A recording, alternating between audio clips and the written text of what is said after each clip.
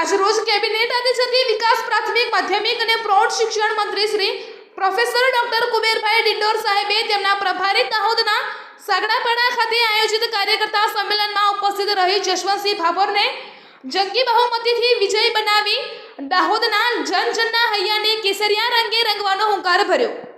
સમગ્ર ગુજરાત સહિત દેશભરમાંથી ભારતીય જનતા પાર્ટીના ઉમેદવારશ્રીઓને પ્રચંડ અને અભૂતપૂર્વ જનસમર્થન મળી રહ્યું છે। ત્યારે દાહોદના सांसद અને ઉમેદવાર શ્રી જશવંતસિંહ ભાભોર સાહેબને દાહોદના પ્રત્યેક કાર્યકર્તાઓ 5 લાખથી વધુની લીડ સાથે જીતાડવા કટિબદ્ધ છે, આતુર છે।